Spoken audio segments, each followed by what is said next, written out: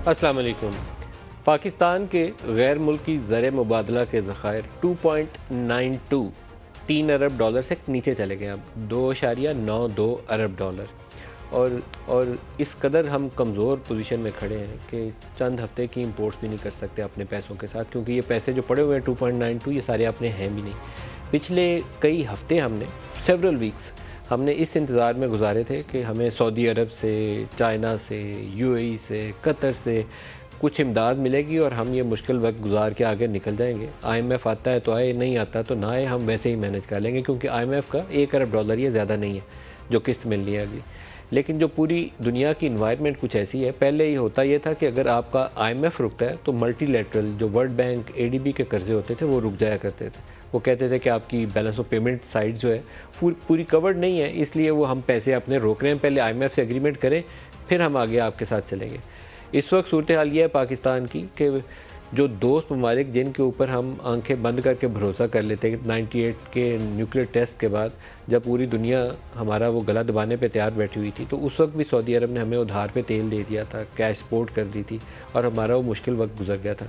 तो सऊदी वज़ीर ख़ज़ाना ने पब्लिक स्टेटमेंट दे दी कि हम पाकिस्तान की मदद करेंगे, पाकिस्तान के साथ चलेंगे, पाकिस्तान के भी और इजिप्ट के भी। लेकिन पाकिस्तान को आईएमएफ प्रोग्राम के मुताबिक अपना रिफॉर्म प्रोग्राम जो है उसको आगे बढ़ाना पड़ेगा। सऊदी टैक्स पेयर्स का पैसा है तो हम मदद तो करेंगे, लेकिन इनको खुद भी अपना हिस्सा डालना पड़ेगा। तो बाकी ममालिक की पोजीशन भी ऐसे ही है, किसी की भी फ़र्क नहीं है। किसी ने पब्लिकली बयान दे दिया तो बाकी चुप साधे बैठे हैं कि पहले देख लें इनके मुआहदे की आउटकम क्या होती है। ख़राबियाँ क्या हैं? वो कई ख़राबियाँ हैं और साल हर साल से, दहाइयों से हम उसी तरीके से ज़िंदा हैं कि उधार का लेके वो पी रहे हैं और फिर आगे वक्त गुजर जाता है, फिर सोचते हैं कि अच्छा 6 महीने का बंदोबस्त हो गया, अगला साल आएगा या 2 साल बाद हम सोचेंगे क्या करना क्या नहीं करना। बिजली का शोबा कई सालों से, कोई 15-1 साल से हमारे लिए जान का अज़ाब बना हुआ है। जान का अज़ाब इस तरीके से बना हुआ है कि हमने फर्नेस ऑयल के ऊपर बिजली बना रहे हैं। फर्नेस ऑयल की कीमतें दुनिया में ऊपर जा चुकी हैं। दुनिया सारी ऑल्टरनेट एनर्जी की चल जाती है। वो पन बिजली बनाते हैं, पानी से बनाते हैं, हवा से बिजली बनाते हैं, सोलर बिजली बनाते हैं, लेकिन हम कहते हैं नहीं, हमने फर्नेस से बनानी है। तो फर्नेस की कॉस्ट पे करनी पड़ती है। कॉस्ट हमने पूरी पास ऑन नहीं की, रुपया नीचे गिरता जा रहा है तो वो बढ़ती जा रही है कॉस्ट उसकी। तो उसका पूरा इम्पैक्ट जब पास ऑन नहीं करते तो वो हमारे सर्कुलर डेट की शक्ल में जमा होना शुरू हो जाता है। वो है इस वक्त 2600 अरब रुपए के ऊपर खड़ा। यही हाल हमने गैस का कर दिया। जो उसकी प्राइसेस आज से हमने 10 साल पहले फ़िक्स की थी, उसमें थोड़ा बहुत एडजस्टमेंट की है। 3 गुना, 1 से 3 की रेशो का जो हम कंपनीज़ को जो गैस डिस्कवर करती हैं उनको पे करते हैं और जो लोगों से कीमत वसूल करते हैं उससे 1 से 3 का फ़र्क पड़ चुका है। उसके नतीजे में वो भी कुछ 1600 अरब रुपये का सर्कुलर डेट गैस या पेट्रोलियम के शोबे के अंदर भी खड़ा हो चुका है। अब ये वो सूरत हाल है जिसके अंदर हम आईएमएफ के पास गए हैं, तो आईएमएफ ने बोला इस 4200 अरब का भी हिसाब करो, सर्कुलर डेट ये कैसे ठीक करना है। रिज़र्व्स तो तुम्हारे पास है कोई नहीं, उधार के मांगे हुए पैसे रिज़र्व्स हम बताते हैं उनको, तो अपने रिज़र्व्स कुछ भी नहीं है, पास पल्ले कुछ नहीं है हमारे इस वक्त। तो अपने रिज़र्व्स कैसे बनाने हैं वो बताओ। ये जो दोस्त ममालिक से आप कहते हैं पैसे आएंगे, क्या वो पैसे देंगे? वो भी चीज़ें हमें तफसील बतानी है। फिर बजट खसारा। इमरान खान जिस चीज़ को अपने आखिरी साल के अंदर ग्रोथ का नाम देते थे कि मैंने 6% कर ली, पाकिस्तान की हिस्ट्री में कभी नहीं ऐसे हुआ, वो सारा का सारा एक्सपेंशनरी एक पॉलिसी थी जिसके अंदर ढेर सारा पैसा हमने खर्च कर दिया। स्टेट बैंक ऑफ पाकिस्तान ने सैकड़ों अरब रुपए रायती शरों पे कर्ज दे दिए और फिर उस एक्सपेंशन का नतीजा ये हुआ कि बजट खसारा यहाँ से यहाँ पहुँच गया और वो खसारा हमारे काबू में नहीं है। 20,000 अरब का इमरान खान ने 4 सालों में डेट बारो किया और अब डेट सर्विसिंग कॉस्ट की सूरत हाल ये है कि जितने भी पाकिस्तान हम टैक्स इकट्ठा करते हैं उसका बेशतर हिस्सा डेट सर्विसिंग में चला जाता है। ये जो रवां साल है जो 30 जून को भी ख़त्म होगा, 30 जून 2023 में, एक अंदाज़ा ये है कि 5,000 अरब रुपया सिर्फ हम सूद की अदायगी में देंगे। 5,000 अरब रुपया टैक्स हमने कितना इकट्ठा करना है? 7,500 अरब रुपया। तो 5,000 अरब रुपया सिर्फ हमने डेट सर्विसिंग में दे देना। तो ये ज़िंदा रहने के लिए ये वसाइल काफ़ी नहीं है। इसका नतीजा क्या होगा कि दोबारा हम 4-5 हज़ार अरब का खसारा करेंगे, 4-5 हज़ार अरब के और कर्जे ऊपर चढ़ाएंगे। तो कैसे आगे चलेंगे? इसका जवाब किसी के पास नहीं है। तो आईएमएफ ने उसका हल ढूंढा है कि इस दफ़ा उन्होंने कहा कि आपको हम प्रोग्राम आगे बोर्ड में लेके नहीं जाएंगे जब तक आप हमें इन सवालों के जवाब नहीं देंगे। उसी वजह से मामला अटका हुआ है। अब पॉलिटिकल गवर्नमेंट है, पॉलिटिकल गवर्नमेंट एक स्टेप लेते हुए भी 10 दफ़ा सोचती है कि हमें वोटर्स के पास जाना है तो मार पिटनी, हमें वो पूछेंगे कि इतनी महंगाई कर दी है, ज़िंदा कैसे रहेंगे। महंगाई 27% पहले है। अब इन इकदाम के बाद जो हमने IMF से एग्री किए हैं और रुपए की मज़ीद नाकदरी जो हुई है पिछले 2 हफ्तों के दौरान, उसके बाद आम अंदाज़ा ये है कि हम 35% के करीब इन्फ्लेशन पे चले जाएंगे। 1-2 महीनों के अंदर जो नंबर आएंगे वो 35% इन्फ्लेशन हो जाएगा पाकिस्तान में। तो लेकिन इस गवर्नमेंट को, PDM की हुकूमत को, ये हुकूमत लेने का शौक़ खुद से आया था। किसी ने भी जाके इनको ये दरख्वास्त पेश नहीं थी कि शहबाज साहब आप आइए और पाकिस्तान की वज़ारत उज़्मा आप संभाल लीजिए, या इसाक डार साहब वज़ीर ख़जाना बने हैं तो ख़ुद आए हैं बाई चॉइस और आके वज़ारत ख़जाना संभालिए। अब वो तमाम मुश्किल फ़ैसले इनको लेके आगे चलना पड़ेगा। 3 महीने तकरीबन ज़ाया किए हैं पाकिस्तान ने। प्रैक्टिकली अगर पाकिस्तान या कोई भी दुनिया का मुल्क इतनी मुश्किल सूरत हाल में हो तो ये अफोर्ड नहीं आप कर सकते कि 3 महीने आप इंतज़ार करते रहें, सोचते रहें कि हमने फ़ैसला लेना है और उस दौरान में यहाँ से यहाँ वो मसाइल का बार जमा हो जाए। वो आप अफोर्ड नहीं कर सकते। वो हमने 3 महीने ज़ाया किए हैं।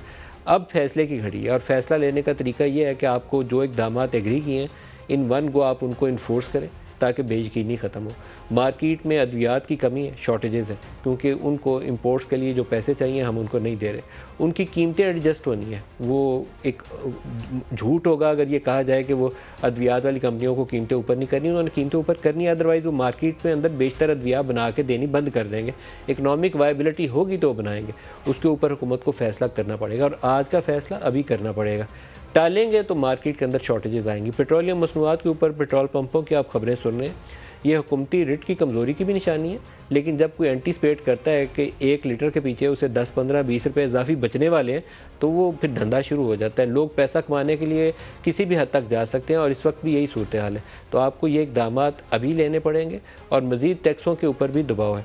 तो टैक्सों के हवाले से कुछ एरियाज़ ऐसे हैं पाकिस्तान में, रिटेल ट्रेड के ऊपर पाकिस्तान का हमेशा से ख्वाब रहा है कि हमने टैक्स लगाने हैं। बजट में लगाए मिफ्ता इस्माइल ने, बाद में मरियम नवाज़ की फरमाइश के ऊपर उस टैक्स को वापस कर दिया। वो एक गलत फ़ैसला था, बेवकूफ़ी का फ़ैसला था। आपको इस सेक्टर को, रिटेल ट्रेड को टैक्स नेट के अंदर लेकर आना है। इसी तरीके से इमरान खान के दौरे हुकूमत के अंदर जो चीज़ें पाकिस्तान में बहुत मसाइल का सबब बनी, उसी में रियल इस्टेट के शोबे में इतनी बड़ी एमनेस्टी स्कीम दी गई, खुला पैसा भी दिया गया और बग़ैर कोई सवाल जवाब पूछे हुए।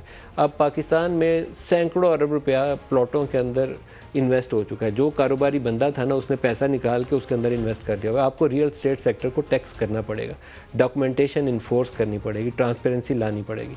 इन एरियाज़ के ऊपर काम करके, फैसला करके और अभी करके पाकिस्तान को आपको आगे ले जाना है और उसका रास्ता ढूंढना है कि हम दोबारा इस चुंगल में फिर न फंस जाएँ। हम चंद एक साल के बाद फंस जाते हैं, बैलेंस ऑफ पेमेंट क्राइसिस आता है और हम फिर फंस जाते हैं। सबसे बड़ी जो नाकामी है हमारी, फेलियर है हमारा, वो बरामदात में इजाफा ना होना। बरामदात में हम एक जगह पटक गए हुए हैं और उसी के इर्द घूमते जाते हैं। टेक्सटाइल को इंसेंटिवाइज करते हैं, वो $1 अरब एक साल ऊपर जाती है, अगले साल फिर नीचे गिर जाती है। रिमिटेंसेस अगर ना हो पाकिस्तान की, जिसने पिछले 3-4 साल हमें सपोर्ट दिए रखी, तो हम बहुत ही शदीद मुश्किल में होते। इस वक्त $25-30 अरब वो जो आ जाता है उससे हम अपना गुजारा कर लेते हैं। $80 अरब की पिछले साल की इंपोर्ट का बिल है और $30 अरब की बरामदात है। तो 80 और 30 का $50 अरब का पाकिस्तान जैसे गरीब मुल्क के लिए ये फ़र्क, जो रिमिटेंसेस थी उसने $30 अरब तो कम कर दिया, बाकी का $20 अरब हम उधार कर्जे लेकर पूरा करते हैं। ये क्राइसिस है, इस क्राइसिस का जवाब चाहिए, हल चाहिए, उसके बगैर हम आगे नहीं बढ़ सकते।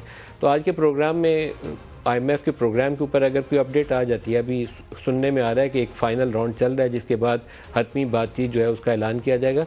आई विश के इसाक डार और शहबाज शरीफ अब इनके कदम डगमगाने नहीं चाहिए।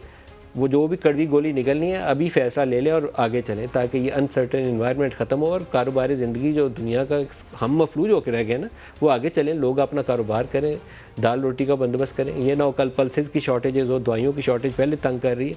तो इसके लिए वसाइल चाहिए और वसाइल तभी आएंगे कि हम अपने जो बुनियादी फ़ैसले हैं वो लेकर इसका रास्ता खोलें कि पाकिस्तान में इन्फ्लोज आने शुरू हो जाए। दूसरा जो सियासी जंग है वो इंतखाबात के ऊपर है। जो लीडरशिप है, PDM वाले हुकूमत बचाने की कोशिश कर रहे हैं, इमरान खान हुकूमत दोबारा आने की कोशिश कर रहे हैं, तो उनका फोकस और महवर वहीं तक है। वो दहशत गर्दी और इकॉनमी शॉनमी बातों के हद तक तो ठीक है, लेकिन अमली तौर पर फोकस ना PDM का उसके ऊपर है और ना ही इमरान खान का कभी पहले फोकस था, ना अब उनका उसके ऊपर फोकस होगा। मरियम नवाज़ ने आज भी जलसे किए हैं और जलसों के अंदर जो उन्होंने बयानात दिए हैं वो पहले आपको वही सुनवाना चाहूँगा।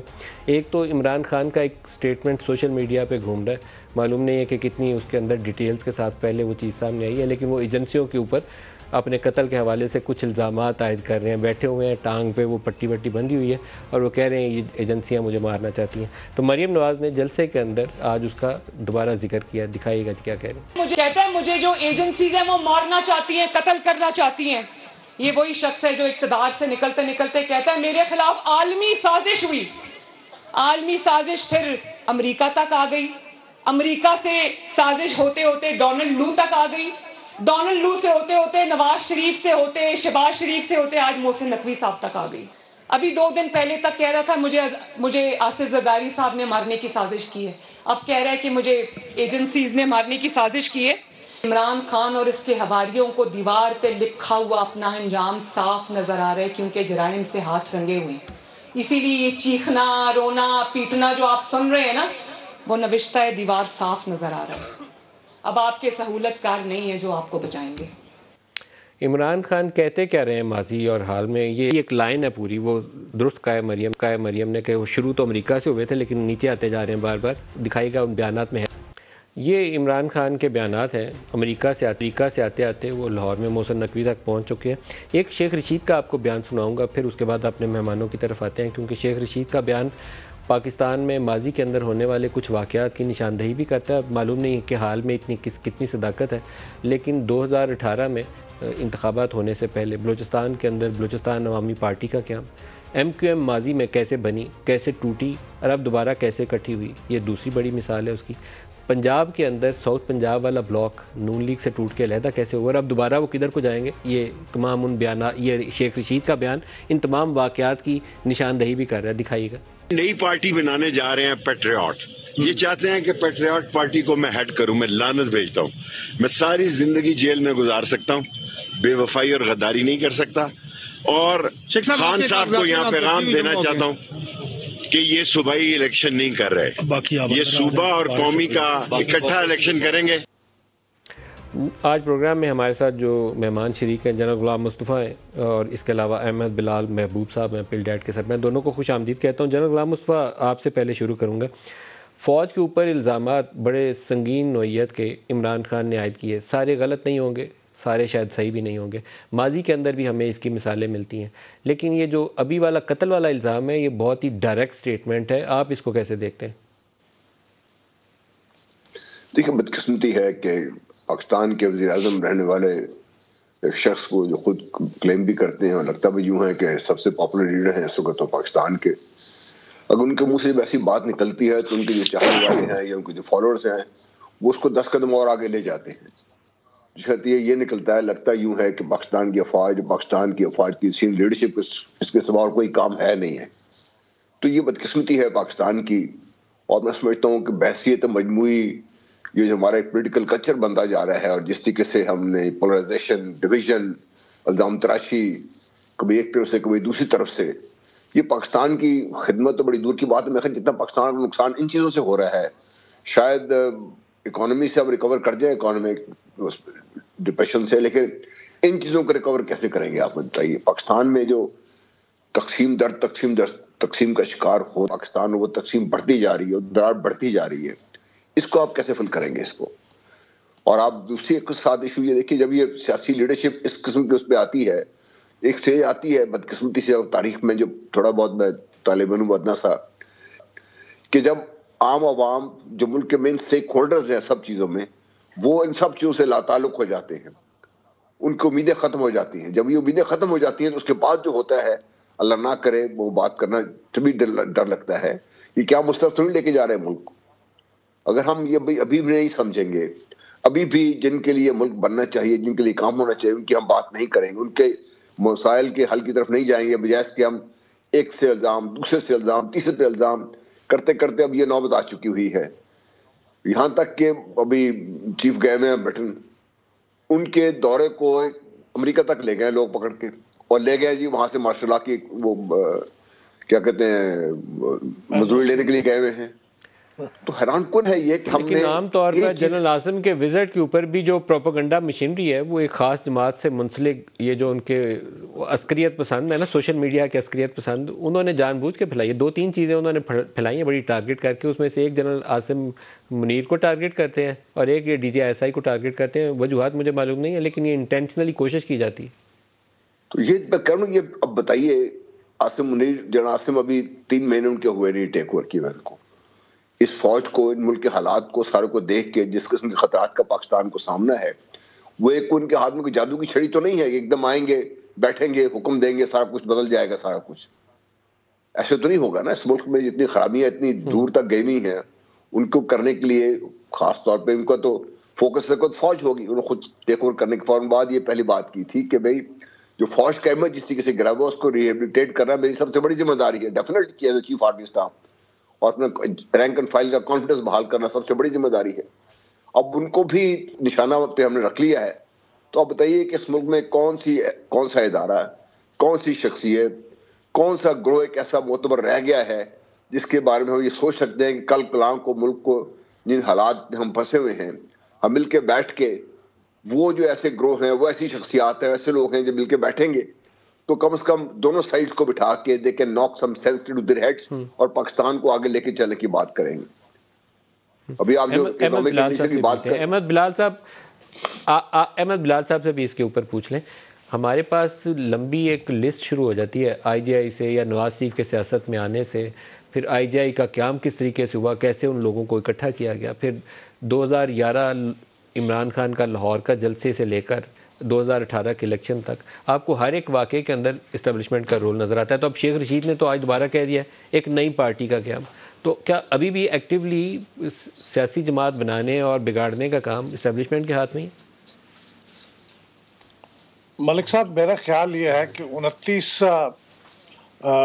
नवंबर के बाद जो तब्दीली आई है और साबिक चीफ ऑफ आर्मी स्टाफ ने खुद जो कुछ कहा था कि अब हमने एक फ़ैसला किया है कि अब हम मुल्की सियासी मामलात में फ़ौज दखल अंदाजी नहीं करेगी, तो मेरे ख्याल में जब तक कोई ओवरवेलमिंग एविडेंस हमें उसके बरखिलाफ ना मिले, मैं ज़ाती तौर पे तो उस पर बिलीव करना चाहूँगा कि फ़ौज अब उसके ऊपर अमल कर रही है और दखल अंदाजी नहीं कर रही है।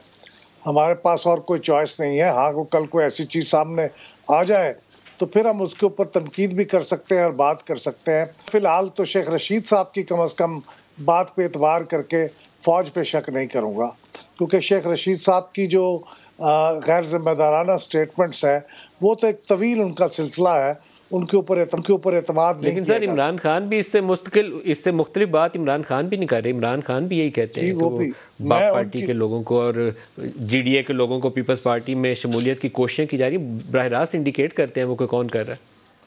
जी, मैं तो आज़ादाना एविडेंस की बात कर रहा हूँ। इमरान खान साहब तो चूँकि एक मामले में पार्टी बन चुके हैं और वो अपने आप को चूँकि एग्रीव्ड समझते हैं, वो इल्ज़ाम लगाते हैं कि उनको हटाया गया इनकी मदद से, तो वो इल्ज़ाम लगाते हैं।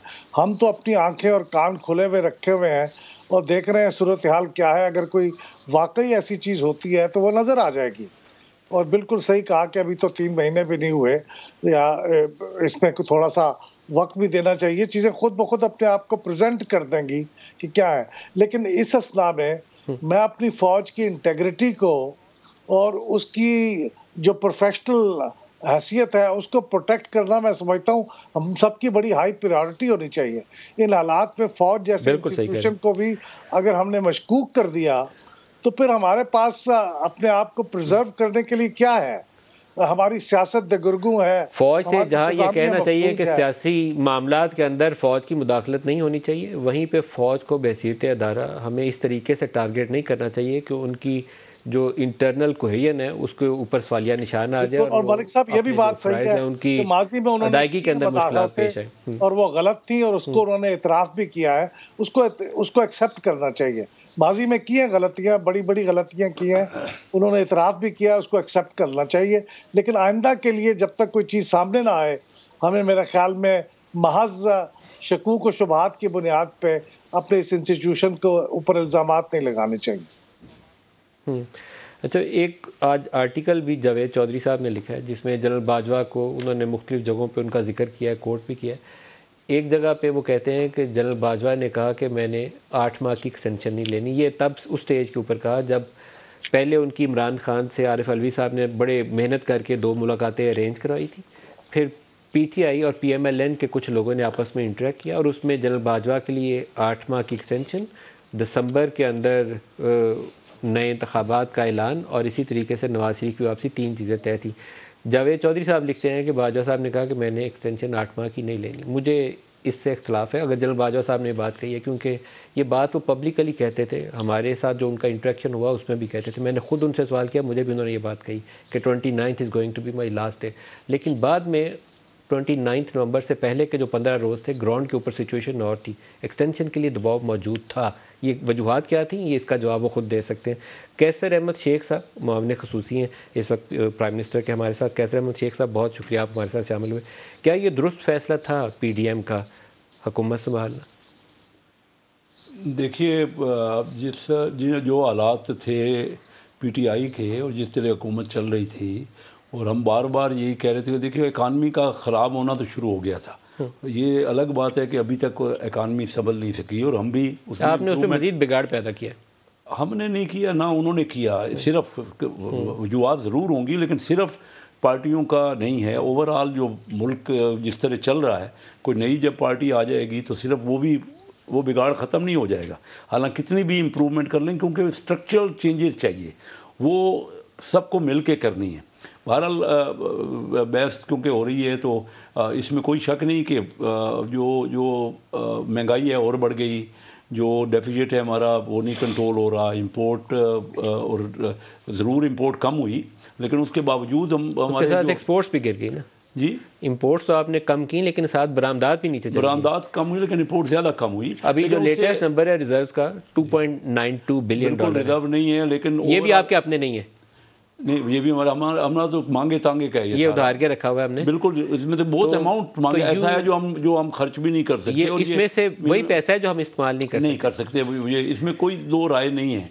लेकिन मैं ये कह रहा हूँ कि ये काम जो है 30 साल से अगर आप पूरी देखते रहें तो बिगाड़ ही पैदा होता रहा। सर 30 साल में से 4 साल इमरान के, 9 साल मुशर्रफ के हैं, तो बाकी बेशतर हिस्सा आप लोगों ने, नून लीग ने और पीपल्स पार्टी ने गुजारा है। अभी भी आपकी जो रफ्तार थी ना फैसले लेने की, इनिशियली आपने 2-3 फैसले लिए, फिर 3 माह पिछले वाले जो है आपने कम्प्लीटली ज़ाया किए हैं। ये क्यों किया आपने? आप तो आए थे ना पाकिस्तान बचाने, इसलिए तो नहीं थे आए कि हमने कहा था कि सर आप प्लीज़ आ जाएं, हुकूमत संभाल लें। आप कह रहे थे हमने ये फैसले लेने हैं, इकॉनमी तबाह हो जाएगी। फिर फैसले क्यों नहीं लिए आपने? फैसले देखिए अभी भी फैसले ही ले रहे हैं। जो IMF से बात आप दुरुस्त देखिए बात नदीम, अगर ये क्योंकि इकानमी 1-2 लफ्ज़ों में, एक फ़िक्रे में तो बात नहीं मसला हल हो सकता ना, बहुत लंबी डिबेट है। इकानमी बिल्कुल तबाह है, इसमें 2 राय नहीं है। मकसद सिर्फ ये कि किस तरह जो हम अफोर्ड कर सकते हैं, जो हमारी हालत है, या हमें अपना डिफेंस खर्च कम करना है या हमें अपने रेवेन्यू बढ़ाना है, हमसे किसी हुकूमत से नहीं हो रहा। देखिए रेवेन्यू बढ़ रहा है 15% से मसला हल नहीं होता, हमें 30% रेवेन्यू बढ़ाना है। देखिए पिछले हमने पीपल पार्टी से 1800 का रेवेन्यू लिया, उसको 3600 कर दी। 3600 से अभी 6000 इमरान खान साहब की हुकूमत ने छोड़ा, अब हम डबल करके 7400 कर रहे हैं। इससे मसला हल नहीं हो रहा। हमें बॉडी स्ट्रक्चर, अमीर आदमी हमारे यहाँ टैक्स नहीं दे। मैं खुद कराची चैम्बर ऑफ कॉमर्स का प्रेसिडेंट रहा हूँ। मैं अमीर आदमियों को एक ब्रेक ले लें, ब्रेक दोबारा आपकी तरफ आऊँगा। लेकिन जब आपका रुपया हम 3800 अरब था आखिरी दौर में नून लीग के 2017-18 में, तो उस वक्त 100 रुपये का डॉलर आता था। अब आज आपका 270 रुपये का डॉलर है, तो उस हिसाब से तो उसमें उतनी ग्रोथ, तो एक इंपोर्ट स्टेज के ऊपर हम 52% टैक्स ले रहे हैं, वो तो वैसे ही आनी चाहिए थी ना। तो इसलिए वो उस पर शाबाशी कोई नहीं है, कोई शाबाशी जो इकट्ठा करना चाहिए था वो किया ही नहीं है। ब्रेक लेने हमारे साथ रहेगा। Welcome back. कैसर साहब, जो IMF के साथ बातचीत आपकी चल रही है, तो पहले तो मैं आप ही से जानना चाहूँगा, आपने 10,000 से ज़्यादा कंटेनर इस वक्त पोर्ट के ऊपर रोक के रखे हुए हैं। जिस दिन आपने खोलने का फैसला किया ना, कल सुबह करें खोलना है, तो आपको 4-5 अरब डॉलर सिर्फ इसको रिलीज़ करने के लिए चाहिए, आपके पास नहीं है। पता नहीं एरियर्स भी आपने बिल्ड किए होंगे, मुझे ये भी नहीं पता कि कितने आपने पैसे वापस करने तो एरियर्स बिल्ड कर रहे हैं, तफसील आपके पास होगी। तो क्या हाल क्या किया हमने 3-4 माह के अंदर? हमने मज़ीद बिड़ा करके नहीं किया? पहली बात तो ये है कि मेरे पास कोई पार्टी की तरफ से कोई तफसील नहीं है। मैं तो वही जो अखबारों में या आप लोगों से या मीडिया पर सुनता हूँ, मैं ज़रूर स्टैंडिंग कमेटी फाइनेंस का चेयरमैन हूँ, लेकिन हमारे यहाँ तो वो इस किस्म की इन्फॉर्मेशन नहीं रिवील होती। मैं आपको फ्रैंकली ये बता, स्टैंडिंग कमेटी फाइनेंस में भी नहीं देता कोई? स्टैंडिंग कमेटी फाइनेंस में हम कुछ नहीं बताते? क्या बताते हैं? वही बातें जो अखबारों में आई हुई होती हैं, कोई बात नहीं होती है। ऑफिशियल्स आके ब्रीफ नहीं करते? अब मैंने तो आपको कह दिया, अब आपको जितनी भी डिटेल में जाए, मकसद ये है कि इस वक्त हालात जो हैं, जैसे आपने कहा 10,000 कंटेनर खड़े हैं, एलसीज अभी भी नहीं खुल रहे, रॉ मटेरियल, मैं डायरेक्ट अपने बिजनेस के लिए जो मेरा रॉ मटेरियल है, स्टेट बैंक के गवर्नर साहब से कहता हूँ तो तब भी कुछ नहीं होता। देखिए दवाइयों की शॉर्टेजेस है, वो अब उनको क्या बोले दवाइयों वालों को, उनका रॉ मटेरियल आप खोलेंगे तो वो देंगे ना दवाई। कीमत तो रिवाइज होनी है, कीमत रिवाइज कर नहीं रहे, ऊपर बैठे हुए हैं, उन्होंने दवाई शॉर्ट करनी है, उन्होंने और क्या करना है? दालों के कंटेनर, खाने पीने की अशिया, सब्जियों के, वो पेरिशेबल गुड्स के कंटेनर। सर एक बयान बार बार इमरान देते हैं, मैं उसको दोहराता नहीं, लेकिन प्रैक्टिकली आप एक डिफ़ॉल्ट लाइक सिचुएशन में पिछले 3 महीनों से, इसमें तो कोई शक नहीं है। जब मेरी एलसीज की पेमेंट बैंक नहीं, बाहर की कहीं कॉन्फिडेंस ही नहीं रहा। देखिए बात आप कहते हैं कोई यार ये नहीं करें, क्यों नहीं करें? हकीकत को क्यों नहीं इज़हार करें? सबको पता है ये बात कोई ओपन सीक्रेट है। देखिए एलसीज नहीं खुलती, और जो एलसी खुली हुई हैं, जो डॉक्यूमेंट आए हुए हैं, 2-2 महीने से उस पेमेंट नहीं हो रही, पेमेंट ही नहीं हो रही, उसमें डैमरेज पड़ रहे हैं, उसमें कंटेनर चार्जेस पड़ रहे हैं, सबको नुकसान। रॉ मटेरियल अगर नहीं होगा तो फैक्ट्री नहीं चलेगी, फैक्ट्री नहीं चलेगी तो बेरोज़गारी होगी, बेरोज़गारी का क्या इम्पैक्ट आएगा वो हमारे सामने है। और हमें कोई हल नहीं है। आईएमएफ से, जैसे आपने दुरुस्त कहा कि जो भी मसला हल भी हो जाए, आप 2-4 दिन में कुछ नहीं, हफ्ते 15 दिन में कुछ नहीं कर सकते, उसको टाइम लगेगा। हमें एडजस्टमेंट, काफ़ी स्ट्रक्चरल चेंजेस करनी पड़ेंगी, हमें ज़्यादा से ज़्यादा रेवेन्यू इकट्ठा करना पड़ेगा। हमारा अमीर आदमी टैक्स नहीं देता। जनरल गुलाम मुस्तफा, आपसे भी ये सवाल करना चाहूँगा, बाज़ ऐसे फाइनेंस मिनिस्टर थे जैसे हफीज़ शेख को पीपल्स पार्टी के दौरे हुकूमत में डाला गया, तो ये इस्टेब्लिशमेंट की चॉइस थी। उस वक्त जनरल कियानी ने बहुत ज़्यादा इल्ज़ाम थे कि पीपल्स पार्टी पैसे खा रही है, तो उनको डाला था। अभी दोबारा हफीज़ शेख आए थे तो दोबारा भी इस्टेब्लिशमेंट की तरफ से दिया गया था, क्योंकि असद उमर से बुनियादी तौर पर 7-8 माह ना फैसला लिया गया, ना कुछ काम किया गया, तो ये दोबारा हफीज़ शेख को उन्होंने डाला कि ये काम करके देंगे। बड़ा भारी भरकम उनका रोल होता है इस्टेब्लिशमेंट का इस फाइनेंस वाली मिनिस्ट्री को देखने में भी, फॉरेन अफेयर्स के साथ साथ। मेरा सवाल यहाँ ये है कि जो नाकामी है, खाली हम इनके मत्थे तो लगाते हैं कि ये नून ने नहीं किया, पीपल्स पार्टी या इमरान ने नहीं किया, बुनियादी तौर पर आप लोगों का भी कसूर है। आप लोग अपना बंदा तो अंदर डालते हैं, ये नहीं देखते कि उसने किया क्या आके। देखिए बंदे तो पाकिस्तान के ही है ना, किसी ने तो डालने हैं उनको। अगर गवर्नमेंट अच्छे बंदों को नहीं डाल देगा, सजेस्ट करना है ना, बाकी चलाना तो गवर्नमेंट ने होता है। अभी गवर्नमेंट अगर उनसे सही काम नहीं ले सकती, या गवर्नमेंट को खुद प्राइम मिनिस्टर बैठे हुए हैं, पूरी कैबिनेट बैठी हुई है, नहीं काम कर सकती, तो फिर क्या करे बंदा, बताइए आप। मतलब वो आर्मी तो इन्हें गुड फेथ आपको दे देती है। अभी शेख अच्छा आदमी, इसको ले लीजिए, शौकत साहब अच्छे, उनको ले लीजिए, शौकत अजीज साहब आए हैं, उनको आपने रख लिया साथ बीच में। इशू ये है कि क्या आपकी जो पोलिटिकल विल है टू पुट थिंग्स राइट, जैसा भी शेख साहब फरमा रहे थे, पूरी तरह एग्री करता हूँ इससे कि हमारे पाकिस्तान की जो पॉलिटिकल एलीट के पास विल नहीं है। हमारे यहाँ सिर्फ देखें जो हम जो है शॉर्ट टर्म वो मंसूबे जो हमें सड़क के जमीन के ऊपर नजर आ सके, आवाम को हम ये बता सके कि हमने इतनी डेवलपमेंट कर दी है, जिसको मैं आमतौर पर जो अपना ऑप्टिकल वो इल्यूजन्स हैं सारी, ये आपके लिए रियल डेवलपमेंट तो आप करने की कोशिश की नहीं। आप देखिए अयूब खान साहब के साथ सौ इख्तलाफ करें आप, लेकिन आप अगर देखिए तो जो पाकिस्तान की ट्विन डेवलपमेंट स्ट्रेटजी थी, उनकी इंडस्ट्रियलाइजेशन एक तरफ, आपकी एग्रीकल्चर का डेवलपमेंट दूसरी तरफ, और उसके साथ साथ ये जो पावर जनरेशन का सिस्टम उन्होंने किया, वो काम तो चल रहा था, ठीक है। उसके बाद हमने नुकसान कर लिया। अब भी ये स्ट्रेटजीज तो पॉलिटिकल लीड ने तय करनी है ना, फौज ने तय तो नहीं करनी है। जो वज़ीर-ए-आज़म है, उनकी कैबिनेट वो तय करेंगे इसको कि हमने पाकिस्तान को, अब ये बताइए गुज़श्ता काफी अरसे से करते करते आज हालत ये है कि 10 से 12 अरब डॉलर का सिर्फ फूड स्टफ हम बाहर से इंपोर्ट कर रहे हैं। मैं अभी इकराम साहब का आर्टिकल पढ़ रहा था, इसमें उन्होंने कहा कि फूड सिक्योरिटी को भी आप नेशनल सिक्योरिटी के साथ लिंक कर दें, क्योंकि खुदा न खास्ता अगर फूड शॉर्टेज आपकी हो जाती है फिर क्या करेंगे आप लोग। तो बदकिस्मती ये है कि हम जिम्मेदारी है तो हम ठीक है हमारी है, लेकिन क्या आपके ओवरऑल चाहे एक पार्टी है चाहे दूसरी पार्टी है, क्या हमारे पास कभी भी पॉलिटिकल विल रही है? हमने अभी आपने बात की जो आईपीपीएस की बात की, ये कोई और तो नहीं लेके आया ना, ये तो अहमद साहब से भी इस पे राय ले लूं।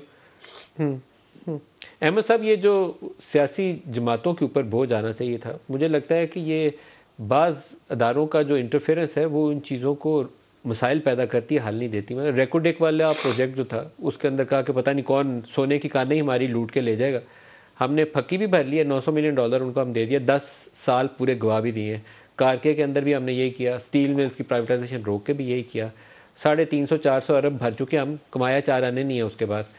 ये अदारों को अपने रोल में वापस आना चाहिए। वज़ीर देना भी किसी को, मेरा नहीं ख्याल है कि इस्टेब्लिशमेंट को इस काम में, इस गेम में पढ़ना चाहिए कि ये वज़ीर लगा लो, ये मशीर लगा लो, ये उनका काम ही नहीं है। अब हमारे देखिए जो सियासतदान है उनका तो जो कसूर है वो है, लेकिन सियासतदान तो बड़ी एक नैरो सी स्पेस में ऑपरेट करते रहे हैं, क्योंकि उनके ऊपर एक बड़ा हसार है इस्टेब्लिशमेंट का कि वो पॉलिसियों को किस तरह से खुद डिफाइन करती है, खुद इम्प्लीमेंट कराना चाहती है और वो डिक्टेट करती है, करती रही है। मैं इस वक्त नहीं कहता, लेकिन ये तो हमारे जनरल बाजवा साहब अपने अलविदाई खिताब में तफसील के साथ इसका एतराफ़ कर चुके हैं, उसका बार बार जिक्र क्या करना। लेकिन सियासतदान तो बड़ी टाइट लीश पे होते हैं, उन्होंने क्या ऑपरेट करना था? जो टाइट लीश में थे तो वो अपने पब्लिक में अपने आप को एक्सेप्टेबल बनाने के लिए वो पॉपुलिस्ट पॉलिसीज़ को फॉलो करते रहे, वो भी वो चीज़ें करते रहे जिसमें उनका अपना री इलेक्शन मुमकिन हो सकता। जो लॉन्ग टर्म फैसले थे, मिसाल एक देता हूँ कि हिंदुस्तान के साथ ताल्लुकात बेहतर करने हैं, ये हमारा बुनियादी मामला है। ये फ़ौज भी अब तस्लीम करती है। जब नवाज शरीफ साहब ने करने की कोशिश की तो उनके साथ क्या हुआ? हमने कारगिल की जंग शुरू कर दी, हमने यहाँ पे उनको जब आए वाजपेयी साहब तो उनके खिलाफ इंस्टिगेट करके मुजाहरे शुरू करा दिए। तो हम किसी को लॉन्ग टर्म पॉलिसी इम्प्लीमेंट करने का मौका ही नहीं दिया सियासतदानों को हमने, जो हमारे लॉन्ग टर्म स्ट्रक्चरल इश्यूज को एड्रेस कर सकता। चुनाचे वो यही करते थे कि वो एयरपोर्ट बना देते थे, मोटरवे बना देते थे, कोई डैम के ऊपर काम शुरू करा देते थे ताकि लोगों के अंदर ये एहसास रहे कि हम कुछ कर रहे हैं। लेकिन जो लंबे बड़े मसाइल थे वो इकॉनमी के हल नहीं हो सके, और उसकी वजह बुनियादी तौर पर ब्रेक ले लें, ब्रेक से वापसी पे और बात करते हैं। हमारे साथ रहिए। Welcome back. एक न्यूज़ अपडेट है, अभी तफसील नहीं है हमारे पास, कि there is likely some sort of understanding IMF के साथ नए माहदे के हवाले से, और उसका नतीजा कुछ निकलेगा। महंगाई आएगी, बिजली की कीमतें, गैस की कीमतें, पेट्रोलियम ऊपर जाएगी, लेकिन बेयकीनी जो डॉलर्स के ना होने के सबब है वो एक दफ़ा कम भी हो जाएगी। तो हमें आगे बढ़ने के लिए रास्ता मिल जाएगा। कैसर साहब, आप इस पर रोशनी डालिए। IMF के साथ ब्रॉडली जो डिस्कशन थी वो करंट अकाउंट डेफिसिट के ऊपर भी थी और फिस्कल डेफिसिट के ऊपर भी थी। तो अब अगर अंडरस्टैंडिंग हो जाती है तो कौन से ऐसे इकदाम हैं जो उस्मान खान हमारे नुमाइंदे हमारे साथ हैं। उस्मान, अपडेट क्या है IMF के हवाले से?